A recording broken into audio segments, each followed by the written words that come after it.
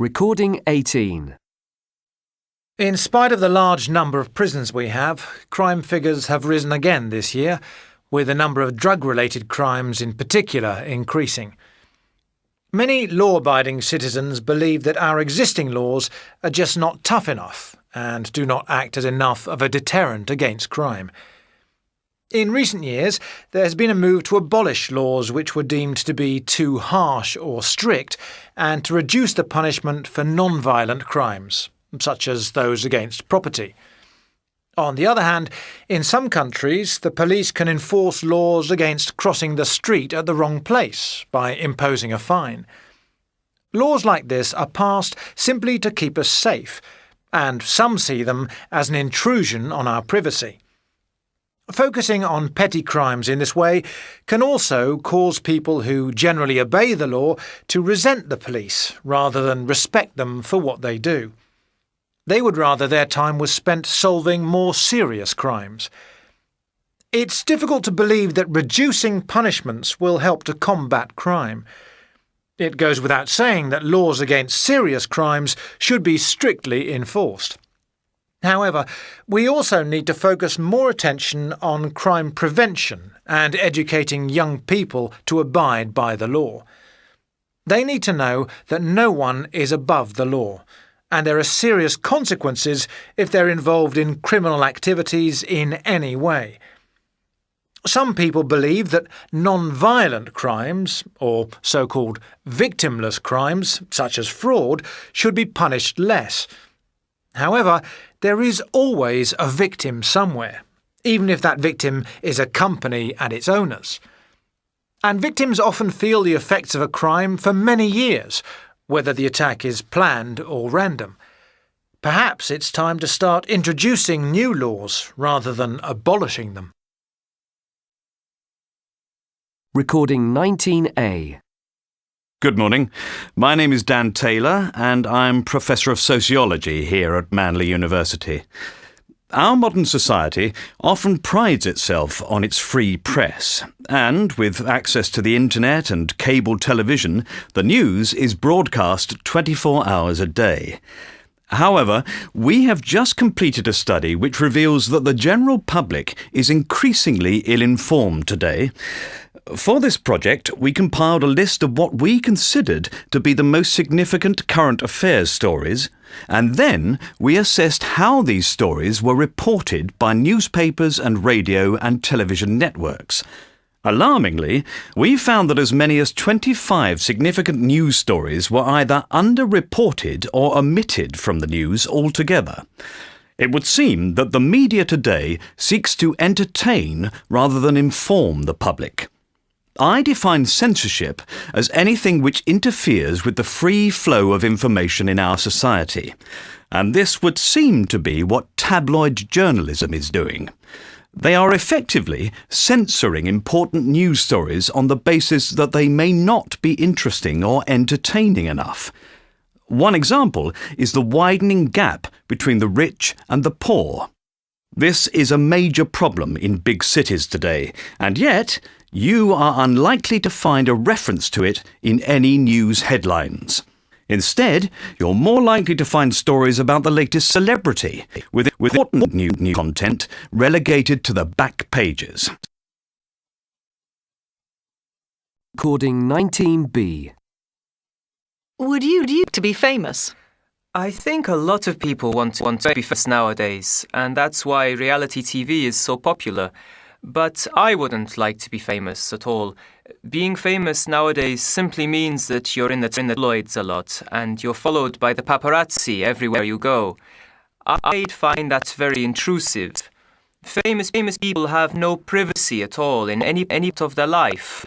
Their life also seems to be very superficial because they spend all of their time going to parties and trying to look glamorous. It all seems very artificial to me.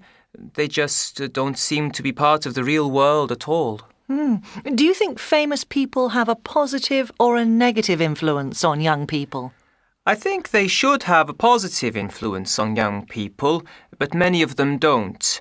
Some personalities are good role models and use their celebrity status to encourage people to think about important issues, but we often see photos of famous people behaving badly. Nowadays, we have access to the news 24 hours a day. What effect does this have? I think it can affect us in both positive and negative ways. On the one, it's very convenient to be able to catch up with what's happening in the world at any time of the day or night, no matter where you are. But on the other hand, this kind of news can give you a distorted view of what's happening, because even minor news stories are given more importance than they perhaps should have.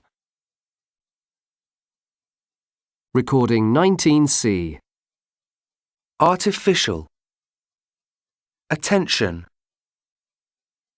Biased. Censor.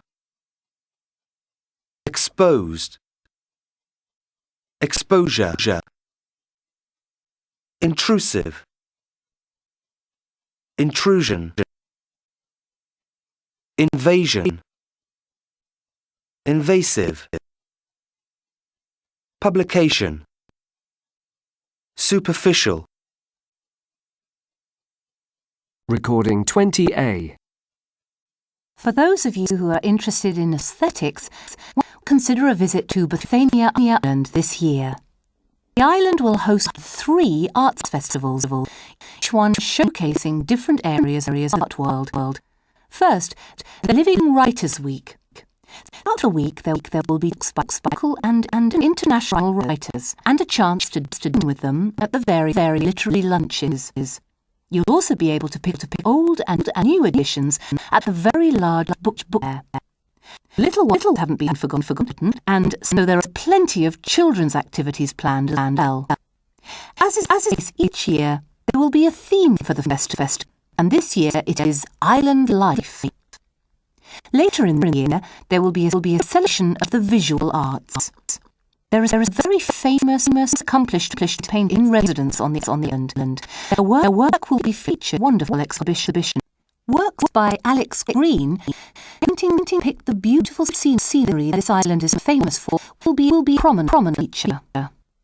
Visitors to the festival will get chance to discuss the creative process with the artists. There will also be opportunities to try out your own artistic skills at the workshop being held at various galleries on the island.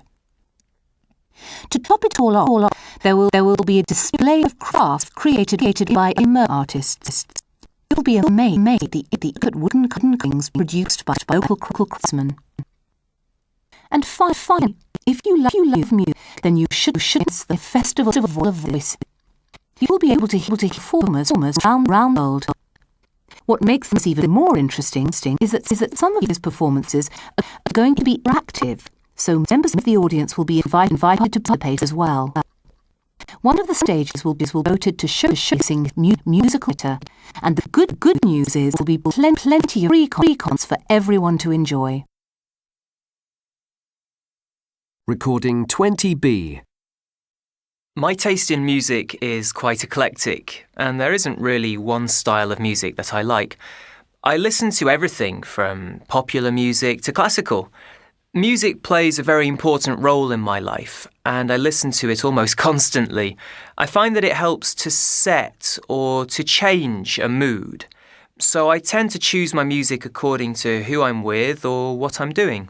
For example, if I'm driving long distances in my car, I prefer to play something stimulating to help keep me awake. But if I'm having a dinner party with friends, then I play something more relaxing. I think that music helps to inspire me when I'm working, although my colleagues find it distracting, so I tend to listen with headphones on. In that way, I can escape into my own little world. When I was younger, I would definitely have said that I preferred live music. The atmosphere in a live concert can be electric.